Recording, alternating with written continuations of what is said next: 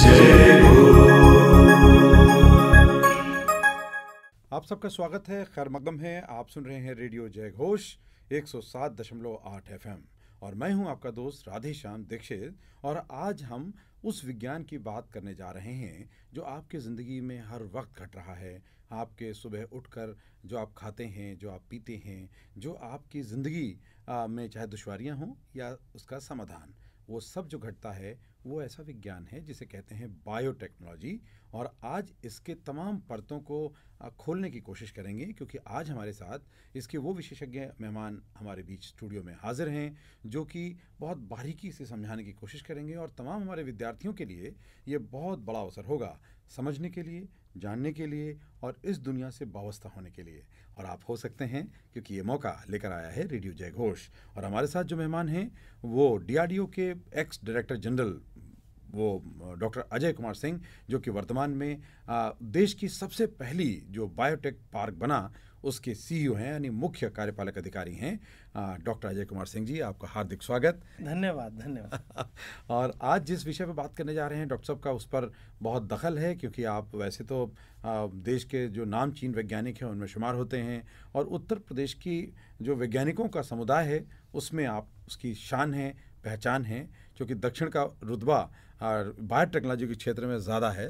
तो डॉक्टर साहब बताएंगे कि उत्तर कैसे उत्तर बन सकता है, इस दिशा में हम कैसे आगे बढ़ सकते हैं। डॉक्टर साहब, बायोटेक्नोलॉजी ये वो विषय वो है कि जो विज्ञान के विद्यार्थी हैं वो परंपरागत विज्ञान की बात तो करते हैं, उसमें प्रोफेसर बनना चाहते हैं, उसी के विज्ञान में शोध कार्य करना चाहते हैं, PhD करते हैं तो वो परंपरागत विषयों को उठा लेते हैं। लेकिन ये शाखा जो पूरी दुनिया में भारत से अपेक्षाएं रखती है, भारत में प्रचुर संभावनाएं हैं, चाहे वो स्टडी के रूप पर हैं या शोध में डायमेंशंस के रूप में हो, चाहे समस्याओं के समाधान के रूप में हो, बहुत सारी आवश्यकताएं हैं, संभावनाएं हैं। आप बायोटेक्नोलॉजी को कैसे समझाना चाहते हैं हमारे दर्शकों को, श्रोताओं को और तमाम ऐसे जो एस्पिरेंट्स हैं उनको भी? धन्यवाद कि आपने मुझे ये अवसर दिया। ये बहुत एक महत्वपूर्ण सवाल है। अगर हम इसकी थोड़ा सा इसके हिस्ट्री में जाएं तो कोई भी जो एक प्रोसेस है, एक होता है नॉलेज, ज्ञान। नॉलेज के बाद हम उसको बनाते हैं टेक्नोलॉजी में और टेक्नोलॉजी फिर चला जाता है प्रोडक्ट में। टुडे आज की जो ज्ञान है वो कल की तकनीक है और कह सकते हैं परसों का एक पदार्थ प्रोडक्ट बनेगा। और विज्ञान के जितने भी शोध हो रहा है दुनिया में, उन सब का एक ही उद्देश्य है कि अंततः हम उसको कुछ ऐसे प्रोडक्ट या तकनीक में कन्वर्ट करें जिससे एक हमारी जो ज़िंदगी है वो एक आरामदायक हो, सुरक्षित हो। अभी तक हमने जब तकनीक से बात करते हैं तो हम देखते थे कि एरोनॉटिक्स टेक्नोलॉजी है, आर्मामेंट टेक्नोलॉजी है, नेवल सिस्टम्स की टेक्नोलॉजी है, लेकिन बायोलॉजी के बारे में ऐसी चीज़ नहीं थी। तो बस उसी में अगर हम टेक्नोलॉजी को बायोलॉजी में लाते हैं तो उसको बायोटेक्नोलॉजी कहते हैं। मतलब कि जब हम सेलुलर प्रोसेसेस या बायोकेमिकल बायोमोलिकुलर प्रोसेसेस से कोई तकनीक हम जनरेट करेंगे उसको बायोटेक्नोलॉजी कहा जाता है। इसकी सबसे एक सिंपलेस्ट एग्जांपल हो सकती है कि हम एक बैक्टीरिया से हम दही जमा लेते हैं घर में, और ये सदियों से हो, हर व्यक्ति करता है, हर व्यक्ति करता है। और अब ये पिछले कुछ दशकों में ये मतलब एक एवर एक्सीलरेटिंग स्पीड से ये बढ़ रही है और आगे अब चर्चा करेंगे। कोविड ने इसको बहुत ही एक इम्पिटस दिया है, डायमेंशन समझाया है। और एक और बात बताऊं, जो स्टीव जॉब्स थे उन्होंने कहा कि जो 21वीं शताब्दी है उसमें जो इंटरसेक्शन होगा बायोलॉजी का और टेक्नोलॉजी का, वो एक यूनिक होगा और रिवॉल्यूशनरी होगा। आपने बहुत महत्वपूर्ण बात की है और कोविड ने दोनों तरफ भूमिका अदा की। जो संकट आया उसके पीछे भी बायोटेक्नोलॉजी थी और जो समाधान निकाला गया उसके पीछे भी बायोटेक्नोलॉजी थी। यानी ये वो तंत्र है, ये वो विज्ञान है, विज्ञान की वो शाखा है जो दुनिया के लिए दोनों दृष्टियों से सोचने, विचारने और आगे बढ़ने के लिए आधार बनाती है। बिल्कुल डॉक्टर साहब, अभी जो हमारे यहाँ शिक्षा दी जा रही है विज्ञान की, उसमें संभावनाएं बायोटेक्नोलॉजी में दिए जाने की कितनी हैं और कितनी आवश्यकता है ताकि भारत इस दिशा में अपनी भूमिका बड़े पैमाने पर अदा कर सके? देखिए, बायोटेक्नोलॉजी में शुरुआत में कहूँगा इसकी जो संभावनाएं और जो स्कोप है वो असीम है, मतलब अनलिमिटेड है। अभी शायद हम इसकी शुरुआत में हैं, शुरुआत में अवस्था है क्योंकि जो हमारी एक बायोटेक्नोलॉजी इंडस्ट्री है इस देश में, वो भी एक अभी ग्रो कर रही है। तो ये बहुत एक सुवर्णीय अवसर है हम सबके लिए, ख़ास तौर पर विद्यार्थियों के लिए, कि हम इस जो एक स्पेशलिटी है उसमें भागीदार बने, उसको हम पढ़ें, उसको समझें और इसमें अपने उद्यम लगाएं। मतलब हम अपना स्टार्टअप लगाएं, अपना कोई मतलब इंडस्ट्री लगाएं, या हम इंडस्ट्री में योगदान दें, काम करें, जिससे हम अपनी रोटी रोजी को तो कमाएं और उससे हम देश को भी तरक्की में अपना योगदान दें। ये बहुत महत्वपूर्ण है, देश की तरक्की में योगदान। ये थोड़ा विचारणीय प्रश्न है कि कई बार हम सोचते हैं विज्ञान से तरक्की में योगदान क्या होगा। विज्ञान यानी बायोटेक्नोलॉजी के ज़रिए जो वैक्सीन बनी वो दुनिया के तमाम देशों के लिए आधार बनी और भारत से बहुत से देशों ने ख़रीदा, और जब ख़रीदा तो भारत के अंदर विदेशी मुद्रा आई। जब विदेशी मुद्रा आती है तो देश आर्थिक रूप से तरक्की करता है, और जब पूरी दुनिया आंखें गड़ाकर आपके भरोसे होती है तो कूटनीतिक स्तर पर भारत की पोजीशन बदलती है। और जब हम समाधान में किसी को कंट्रीब्यूशन करते हैं तो भारत का जो वसुधैव कुटुंबकम की भावना है वो विस्तार पाती है। यानी एक तीर से कई निशाने होते हैं, या कहें एक कोशिश हमारे तमाम द्वार खोलती है, आयाम खोलती है। ये भी हम समझने की कोशिश करेंगे डॉक्टर साहब, बायोटेक्नोलॉजी के और कितने आयाम हो सकते हैं? देखिए, बायोटेक्नोलॉजी के आयाम अभी आपने जिसका जिक्र किया वो बेसिकली आएगा हमारे स्वास्थ्य, हेल्थ केयर में। बायोटेक्नोलॉजी का बहुत मेजर योगदान हो सकता है हमारी कृषि में, एग्रीकल्चर में, हमारे पर्यावरण में, हमारी एनर्जी सिक्योरिटी जिसे हम कहते हैं फ्यूल, उसमें भी बहुत योगदान हो सकता है। और इंडस्ट्री में भी बहुत इसका योगदान है। इंडस्ट्री के जो प्रोसेसेस हैं उनको हम एनर्जी एफिशिएंट बनाएं, मोर इफेक्टिव बनाएं, लेस पॉल्यूटिंग बनाएं। तो ये बायोटेक्नोलॉजी में इसमें विभिन्न क्षेत्रों में अनुसंधान हो रहा है और उसके नतीजे अच्छे हैं। और धीरे धीरे हम देखेंगे कि इस तरह के बायोटेक्नोलॉजी बेस्ड जो प्रोसेसेस हैं या प्रोडक्ट्स हैं वो हमारे को मिलेंगे। अब जैसे आपने ये बात की इंडस्ट्री की, अभी बहुत से जो प्रोसेसेस हैं जहाँ पे जब प्रोसेस करते हैं तो बहुत ज़्यादा पानी की आवश्यकता होती है, बहुत ज़्यादा रसायनों की आवश्यकता होती है।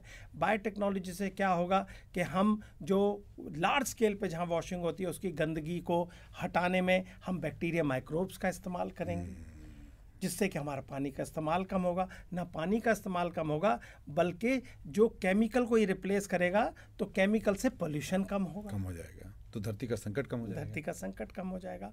और हेल्थ केयर की बात करें, हेल्थ केयर में जो मैं इसी मौके पे आपको बताता हूँ, अभी तक जो ज़्यादातर हमारे जो दवाइयाँ हैं वो केमिकल बेस्ड हैं।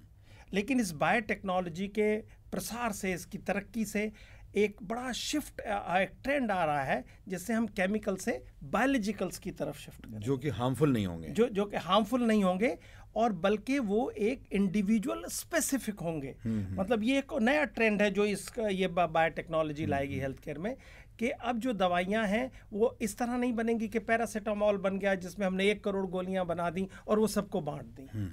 अब ऐसा होगा कि जो बायोलॉजिकल दवाइयाँ हैं वो किसी खास इंसान के लिए, मीन्स पर्सनलाइज्ड होंगी, या किसी एक खास ग्रुप के लिए होंगी, या किसी एक खास रीजन के लिए होंगी। तो इस तरह की जो ऑप्शंस हैं जो अब हमारे सामने आ जाएंगे। ये बहुत बड़ा द्वार, आप समझ सकते हैं कि कितनी बड़ी चुनौतियों का समाधान है। साथियों, आप समझ सकते हैं कि अगर समुद्र में तेल का पिल्फरेज होता है, जब कोई टैंकर पलट जाता है, जहाज पलट जाते हैं, तो ये जो तेल फैलता है उसका भी जो सर्वोत्तम समाधान है वो बायोटेक्नोलॉजी से आता है। उसको डिस्ट्रॉय किया जाता है, उसके मॉलिक्यूल्स को तोड़ करके, और फिर खतरे जो हैं वो समुद्र के उसको दूर किए जाते हैं। उसमें देखिए, आपने बहुत एक इम्पॉर्टेंट समस्या के ऊपर प्रकाश डाला। जब कभी ऑयल स्पिलेज हो जाता है तो उस पर एक तह बन जाती है जिसके कारण जो हमारे समुद्र के प्राणी हैं वो बड़ा नुकसान होता है, वो मर जाते हैं और पॉल्यूशन होता है। अब उसको कैसे हटाया जाए? उसमें ऐसे बैक्टीरिया होते हैं जो उसको खा के तोड़ देते हैं, उसको खा के तोड़ देते हैं। और ये यहीं तक सीमित नहीं है, अभी ऐसी भी शोध हो रहे हैं कि कुछ ऐसे बैक्टीरिया हैं, या हमारे पास अब ऐसी तकनीक है कि हम बैक्टीरिया को डिज़ाइन कर सकते हैं। हम ऐसे बैक्टीरिया बना सकते हैं जो कि किसी खास केमिकल को ही एब्जॉर्ब करें और उस केमिकल को एब्जॉर्ब करके हम उसे हटा दें, जिसको कहते हैं बायो रेमेडिएशन। जैसे अगर कहीं ज़मीन है, ज़मीन पर कोई केमिकल है, किसी ज़्यादा मात्रा में है, तो हम उसको इस माइक्रोब से हटा सकते हैं। ये एक और इससे होता है कि माना कभी कोई न्यूक्लियर एक्सीडेंट हो जाता है, वहाँ पे माना कोई एक एलिमेंट तत्व वो उस पर फैल गया, उसने कंटेमिनेट कर दिया बहुत बड़ी जगह को, अब उसको कैसे साफ किया जाएगा? यहाँ पे भी बायोटेक्नोलॉजी उसका सोल्यूशन देगा कि हम उसको उस पर बिखेर देंगे, वो उसको एब्जॉर्ब कर लेगा और हम उसको अलग कर देंगे। तो हमारे मतलब बायोटेक्नोलॉजी के गर्भ में मुझे ऐसा लगता है कोई ऐसी समस्या नहीं है जिसके समाधान में इसका योगदान ना हो। योगदान नहीं है। और साथियों, आपके घर में एंजाइम्स का इस्तेमाल होता है जो शायद आपको पता हो या ना पता हो, और वो एंजाइम जो परंपरागत तौर पर बनाए जाते थे, उनकी शक्ति को संवर्धन करने का काम तकनीकी जो शोध हैं उनके ज़रिए हुआ। और ये एंजाइम न केवल हज़ारों साल में समाप्त होने वाले केमिकल्स के दुश्मन हैं, बल्कि जो प्लास्टिक है उसको भी डिसॉल्व करने की दिशा में शोध कार्य चल रहा है कि बायोटेक्नोलॉजी उसमें भूमिका अदा करे। और दुनिया के सबसे बड़ा जो खतरा है, जो जिसने समुद्र को पॉल्यूट किया है, जिसने वातावरण को पॉल्यूट किया है, जो देशों के गार्बेज स्टोरेज में सबसे बड़ा हिस्सा प्लास्टिक का है, उसको डिसॉल्व करके उस संकट से समाधान करें। जलवायु में जो योगदान हो सकता है, बायोटेक्नोलॉजी उस दिशा में जा रही है, और क्या संभावनाएं हैं, डॉक्टर साहब से उस पर चर्चा करेंगे और जानने की कोशिश करेंगे कि हमारे देश के जो विज्ञान के विद्यार्थी हैं वो एक ऐसी वैज्ञानिक सेना कैसे बन सकते हैं ताकि पूरी दुनिया में हमारा दखल ठीक वैसा ही हो जैसे सिलिकॉन वैली या कंप्यूटर की दुनिया में सॉफ्टवेयर इंजीनियरिंग या हार्डवेयर इंजीनियरिंग में हमारी दखल है, और हमारा जो मानव संपदा है उसका लोहा पूरा दुनिया मान रही है, इसमें भी मान सकती है। एक ब्रेक के बाद, एक छोटे से अंतराल के बाद डॉक्टर साहब से ये चर्चा को आगे बढ़ाते हैं। आप देख रहे हैं कार्यक्रम शैक्षिक समागम, जिसमें आज डॉक्टर अजय कुमार सिंह, जो कि CEO हैं बायोटेक पार्क उत्तर प्रदेश के, लखनऊ में है ये, और बहुत महत्वपूर्ण जानकारियाँ, क्योंकि ये वरिष्ठ वैज्ञानिक हैं, ये कहें वरिष्ठतम वैज्ञानिक हैं, तो आपके जो अनुभव हैं ये बच्चों के जीवन में, उनके दृष्टिकोण में, उनकी सोच के तरीके में बहुत बड़ा क्रांतिकारी बदलाव ला सकते हैं। तो बने रहिए हमारे साथ, सुनते रहिए, और साथ में हमारे YouTube चैनल को आप सब्सक्राइब कीजिए, लाइक कीजिए, जुड़िए, और उस पर भी ये वीडियो उपलब्ध है, आप उसे देखते रहिए।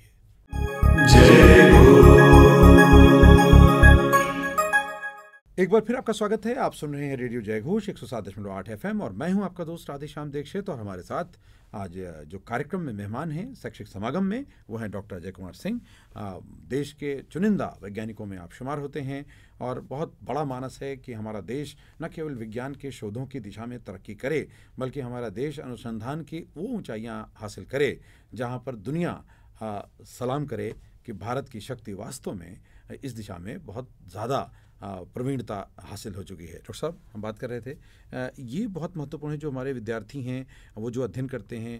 अभी भारत के प्रधानमंत्री ने स्वीकार किया कि हमारे यहाँ शोध की चुनौतियाँ बहुत हैं, अभी उतना शोध स्तर का नहीं हो रहा है कि दुनिया हमारे शोध को लोहा माने, और उन्होंने इस पर कोशिश भी की। पहली कोशिश ये कि इसका बजट का दायरा थोड़ा बढ़ाया है। ये ठीक है कि अभी बजट इतना ज़्यादा नहीं है कि सब कुछ क्रांतिकारी बदलाव हो जाए, लेकिन एक शिफ्ट ऑफ माइंडसेट वो तो शुरू हुआ है। आप क्या देख पाते हैं, और भारत के सामने जो प्रचुर संभावनाएं हैं वो क्या हैं, उस दिशा में कौन कौन से संस्थान तैयार हैं इस अपॉर्चुनिटी को इनकैश करने के लिए, और या अगर तैयारी करनी तो क्या और अप्रोच में बदलाव करना चाहिए वैज्ञानिक समुदाय को भी, शैक्षिक समुदाय को भी, विद्यार्थियों को भी, और हमारी युवा शक्ति को भी?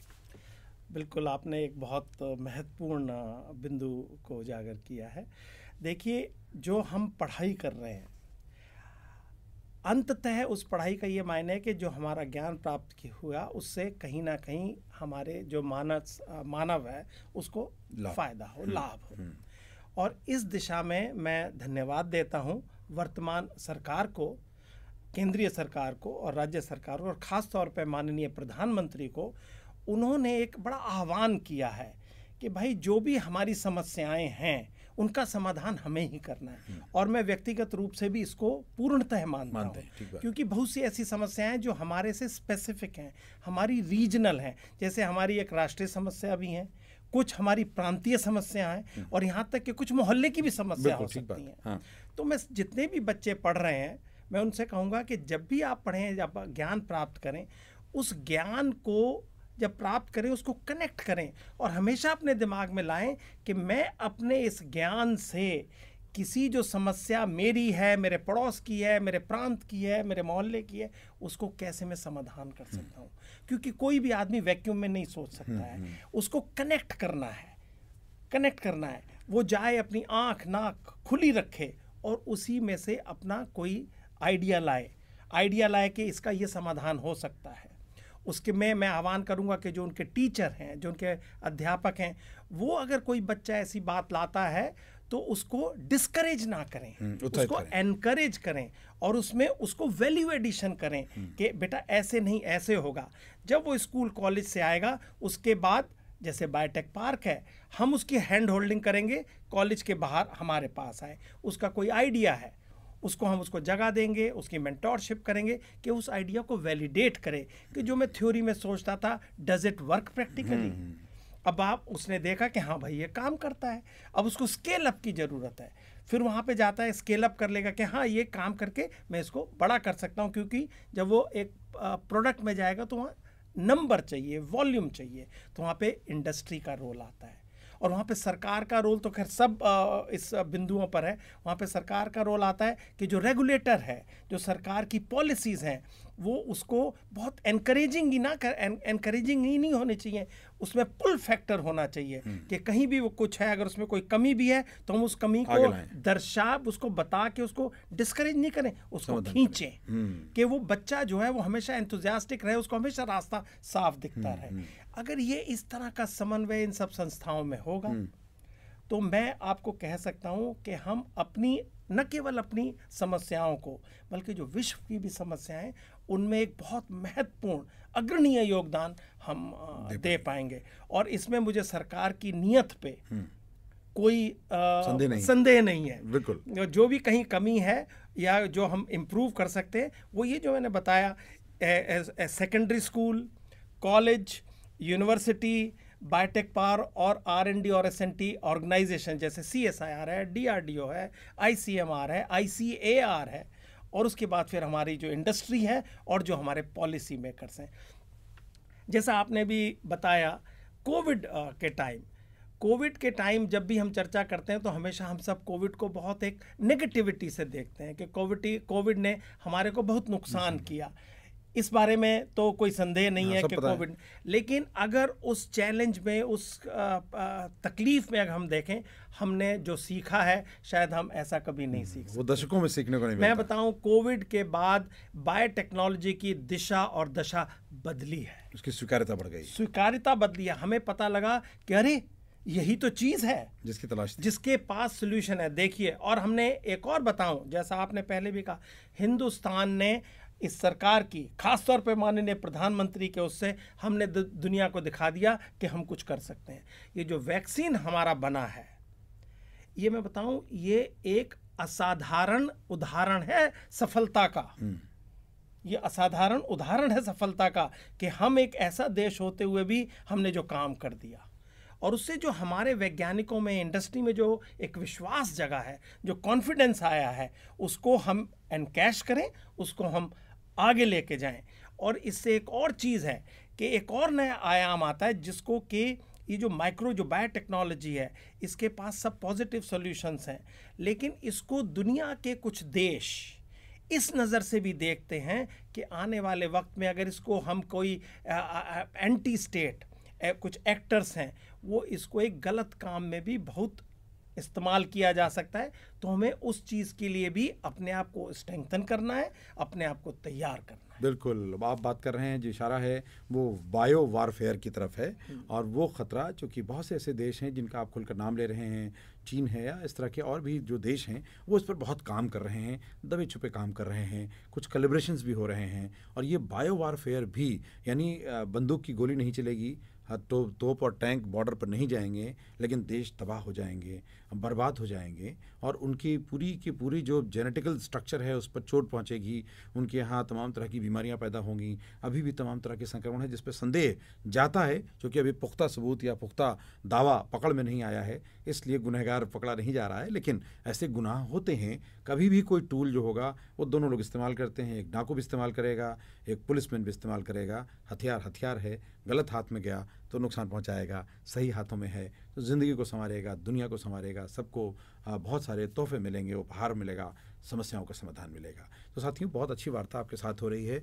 एक जो मानस मैंने व्यक्तिगत एक विद्यार्थी होने के नाते भी, विज्ञान का विद्यार्थी होने के नाते भी और पत्रकार होने के नाते भी हमने देखा है कि संस्थानों में बहुत से संसाधन होते हैं लेकिन मानस नहीं होता, उनके बीच में काम का तादाद में जो है उसकी कमी देखने को मिलती है। मुझे लगता है कि थोड़ा इरादा बदलने की ज़रूरत है, थोड़ा सकारात्मक सोच की ज़रूरत है, और जहाँ बाधा आ रही है वहाँ मिलकर समाधान की ज़रूरत है। और पूरे देश के जो वैज्ञानिक संस्थान हैं उनमें एक मानस अब आ रहा है, माइंडसेट बदल रहा है। हर्डल्स थी, प्रधानमंत्री ने भी माना, उत्तर प्रदेश में मुख्यमंत्री ने भी माना कि कमियां हैं, भ्रष्टाचार एक बहुत बड़ी समस्या है, आपस में काम चोरी भी बहुत बड़ी समस्या है, तकनीक में जो सहभागिता होनी चाहिए जिससे गति ज़्यादा मिले वो एक बड़ी बाधा है। उन्होंने स्वीकार किया और सब अनुभव भी करते हैं। कुछ नकारात्मक एलिमेंट्स हर जगह होंगे जो नहीं चाहेंगे कि कोई अच्छा काम हो, क्योंकि उनको काम करना पड़ रहा है। लेकिन बदलाव तब होगा जब हम हिस्सेदार होंगे, भागीदार होंगे, जिम्मेदार होंगे, जवाबदेह होंगे। डॉक्टर साहब ऐसे ही एक वैज्ञानिक हैं जो जिम्मेदार और जवाबदेह हैं। इनकी ऊर्जा बहुत ज़्यादा है और चाहते हैं कि देश के वैज्ञानिक मिलकर इस दिशा में कमाल कर सकें और उनमें एक भावना और एक टीम के रूप में काम हो। डॉक्टर साहब, अभी हम देखते हैं कि विद्यार्थियों में बड़ा उत्साह होता है। सुपर 30 को हमने देखा कि आनंद कुमार जो है विपरीत परिस्थितियों में भी 30 बच्चों को लेते हैं और सबको IIT में सेलेक्ट करा देते हैं। यानी बच्चों में प्रतिभा थी, यानी वो संसाधन के मोहताज तो थे लेकिन फिर भी उसको डील करके आगे जा सकते हैं। तो केवल वही नहीं, हर क्षेत्र में ऐसे लोग हैं और हम देश के तमाम ऐसे वैज्ञानिक देखते हैं जो कठिन परिस्थितियों से निकल के आए, ग्रामीण क्षेत्रों से जहाँ संसाधन, सुविधाएं या बहुत अवसर नहीं मिलते हैं। कई बार नकारात्मकता आती है, लेकिन ये बल देती है, शक्ति देती है, संघर्ष करने की एक हिम्मत देती है, ताकत देती है। और क्या देखते हैं आप, आपकी नज़र में भारत को और इस दिशा में आगे ले जाने के लिए स्टेप बाय स्टेप गवर्नमेंट के स्तर पर, जो इंस्टीट्यूशन है उनके स्तर पर, जो हायर एजुकेशन के इंस्टीट्यूशन है उनके स्तर पर, और जो और स्टेक होल्डर हैं कौन कौन, क्या क्या कदम उठाए जाने चाहिए, क्योंकि आपने सब बाधाएं देखी, अनुभव की हैं, जानी हैं। ये बहुत ही एक महत्वपूर्ण मुद्दा है। देखिए, हिंदुस्तान में अब हमारे पास एक डेमोग्राफिक डिविडेंड है। ये बहुत हमारे लिए एक स्वर्णीय मौका है। हमारे पास बहुत विद्यार्थी हैं। मेरा ऐसा मानना है, सबसे पहले योगदान जो है ना, जो सबसे महत्वपूर्ण कड़ी है, वो है अध्यापक। मैं एक आर्टिकल पढ़ रहा था, उसमें था कि जो बड़े बड़े अचीवर्स हैं उनसे पूछा गया कि भाई तुम इस फील्ड में क्यों आए। 90% ने कहा क्योंकि जब मैं पढ़ता था तो मेरे अध्यापक means they gave credit to their respective teachers. तो मुझे लगता है कि जो नींव डलेगी अगर एक सेकेंडरी स्कूल में और कॉलेज में, वो अध्यापक उस बच्चे को अच्छी तरह समझाएं, उसका अच्छी तरह दिशा निर्देश करें, तो वहाँ से वो एक ऐसी नींव बढ़ जाएगी और वो ऐसा पौधा बन जाएगा। उसके बाद सरकार को उसको नर्चर करना है और वो वृक्ष बन जाएगा। वो सबसे महत्वपूर्ण मैं मानता हूँ।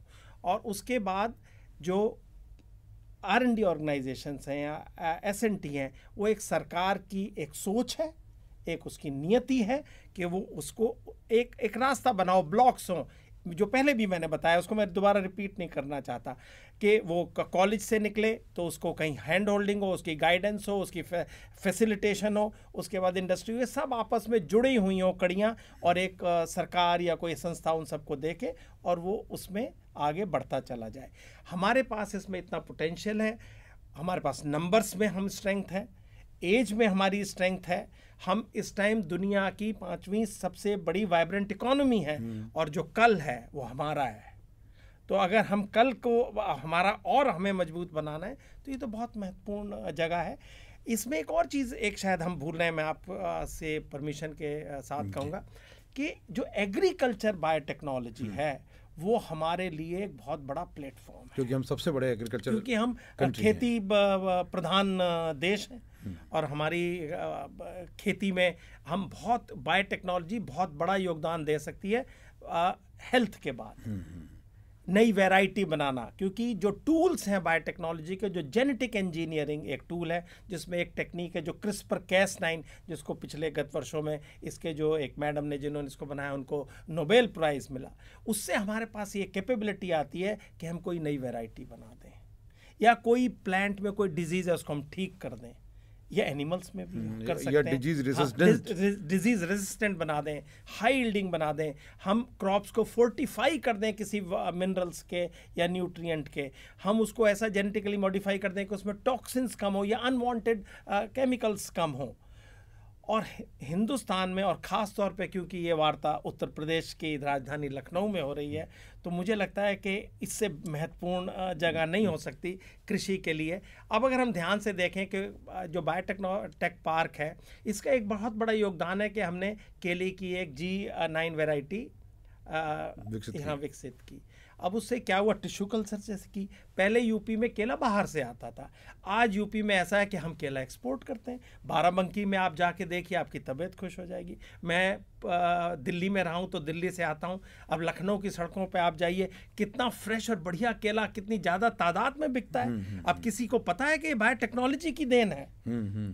अब इसमें एक मैं कहूँगा, जो आज के बच्चे हैं या किसान हैं, उनको मैं आकर्षित करूँगा इस बिंदु पर कि उसका जो एक स्टेम है, वो जो मेरी जानकारी है कि जो उसको केले को हार्वेस्ट कर लिया जाता है तो उसके स्टेम को वहीं छोड़ दिया जाता है। लेकिन ऐसा है कि जो उसका स्टेम है वो शूडो स्टेम होता है, उसमें फाइबर बड़ा है, बहुत फाइबर है, और उसके अंदर जो पानी है वो पोटाशियम में बड़ा रिच है, वो खेती तो काम आएगा। क्या कोई बच्चा हो जिसका मन हो उसमें एक्सप्लोर करे, क्या हम उस स्टेम को लेके उसको क्रश करके या प्रेस करके हम पानी को पोर्टेबल वाटर या कहीं और किसी काम में इस्तेमाल कर सकते हैं, या उसके फाइबर को हम क्रूड वे में या रिफाइन करके कहीं इस्तेमाल कर सकते हैं। कपड़ा बन रहा है उससे, कपड़ा बन रहा है, इसको प्लेट्स बन रही हैं, और बिल्कुल हो रहा है, बायोडिग्रेडेबल है, ऐसा नहीं है। अब इसमें बात आ रही वैल्यू एडिशन की, या जो लोकली एक वेस्ट है उसको हम कैसे एनकैश करें, वेस्ट को वेल्थ में कन्वर्ट कर दें, वेल्थ में कन्वर्ट कर दे। एक हमारे माननीय प्रधानमंत्री ने कहा कि भाई केमिकल कंटेंट आप कम करिए खेती में। अगर उसका किसी के पास सोल्यूशन है तो बायोटेक्नोलॉजी के, बायोफर्टिलाइजर्स बहुत आसान है। अभी तक हम बात करते थे पिट कंसेप्ट की कि हम उसमें बायोकंपोस्ट बना लें। बायोकंपोस्ट में थोड़ा टाइम ज़्यादा लगता है, उसमें क्या होता है, एरोबिक डिग्रेडेशन होता है, एक और एनारोबिक डिग्रेडेशन जो बिना ऑक्सीजन के होता है, वो एक क्लोज्ड होता है, जैसे हम बेसिकली अपनी इंटेस्टाइन को सिमुलेट करते हैं। अब जो हम खाते हैं वो तो 24 घंटे में डाइजेस्ट हो जाता है। तो जो इस तरह के भी एक एक्सपेरिमेंट्स हैं जो सक्सेसफुल है, जहाँ पे हम किसी वेस्ट को, सॉलिड वेस्ट को हम एक बायोफर्टिलाइजर, एक फर्टिलाइज़र में कन्वर्ट कर सकते हैं, जिसमें पोटाशियम NKP, नाइट्रोजन, पोटाशियम और फास्फोरस की जितनी रिक्वायर्ड मात्रा है वो हमारी खेती को मिल सके। तो ये एक बहुत इम्पॉर्टेंट चीज़ है जो कोई भी बच्चा या किसान कर सकता है। और अननेचुरल खेती है, जो आर्टिफिशियल हम एग्रीकल्चर कहते हैं, उसका बड़ा स्कोप है, जिससे कि हमें कम जगह में ज़्यादा प्रोडक्शन करना है। इजराइल ने खूब काम किया इसमें। इजराइल को आप देखिए, वो तो दुनिया का लीडर है। जैसा आपने कहा, मैं दोबारा उस बिंदु पे आऊँगा, अगर हम देखें जो टेक्नोलॉजी है, हर समस्या का समाधान टेक्नोलॉजी के गर्भ में है। चाहे वो सामाजिक समस्या है, जो मैं थोड़ा डाइग्रेस होऊंगा, अगर आप देखें तो हमारी करप्शन का भी समाधान टेक्नोलॉजी पे है। आप देखिए ना, डायरेक्ट टू डीबीटी, डीबीटी क्या है, वो टेक्नोलॉजी है, बीच का सारा मीडियम खत्म। मानते हैं इजराइल छोटा सा देश है, किसी से नहीं डरता है, बार्गेनिंग पावर रखता है, माइटी देश है, किसके दम पे है? महज एक ही चीज है, तकनीक। और यही चीज़ है, अगर हमें भी आगे अपनी माइट दुनिया में बनानी है तो वो सिर्फ तकनीक है, और उस तकनीकी में जितनी भी टेक्नोलॉजीज हैं, बायोटेक्नोलॉजी एक बहुत अग्रिम रोल प्ले करेगी। बहुत महत्वपूर्ण बात, और डॉक्टर अजय कुमार सिंह जी ने बहुत पुख्ता तौर पर बातें कर रखी हैं। मुझे लगता है कि हर वो श्रोता या दर्शक जिसने इसे सुना, जाना, देखा, वो ज़रूर प्रेरित हुआ होगा, और ये प्रेरणा आपका जो पुंज है वो शांत न होने पाए। अगर आपको पता चाहिए तो लखनऊ में आप बायोटेक पार्क पहुंच सकते हैं। आप डॉक्टर साहब से और इनकी पूरी टीम आपके लिए हमेशा हैंड होल्डिंग के लिए तैयार है। अच्छे प्रयासों को हमेशा ऊर्जा दी जाए और उनको आगे बढ़ाया जाए, तो आप उसका लाभ ले सकते हैं। आप कहीं किसी विश्वविद्यालय के विद्यार्थी हैं तो आप परमिशन लेकर यहाँ आकर के बहुत से प्रशिक्षण होते हैं, आप उनको ले सकते हैं। आप सीधे संवाद कर सकते हैं वैज्ञानिक समुदाय के साथ, डिस्कोर्स का हिस्सा बनकर के अपनी दुनिया को बदलने के रास्ते कौन से हैं ये जान सकते हैं। और आप दुनिया के बारे में कहाँ कहाँ आपको मदद मिल सकती है, आप वो चौराहा हैं जो आपको हर जगह पहुँचा भी सकते हैं, और ठीक ढंग से। डॉक्टर साहब, और क्या क्या मदद मिल सकती है बच्चों को? जैसा आपने बताया, जो कोई बच्चा है वो एक प्रशिक्षण है, जहाँ पे जो प्रैक्टिकल एस्पेक्ट्स हैं वो हम देंगे। किसी बच्चे के पास कोई आइडिया है वो हमारे पास आए, हम उस पर चर्चा करेंगे, उसको मार्गदर्शन करेंगे, उनके उस आइडिया को हम और फर्दर वैल्यू एडिशन करेंगे। और हम उसको वहाँ अपने यहाँ संस्थान में जगह देंगे जहाँ पे कि वो अपने आइडिया को वैलिडेट करें। जब वो इस काम को कर रहे होंगे तो जो और हमारे यहाँ इंक्यूबेटीज़ हैं उनसे वो आपस में बात कर पाएंगे।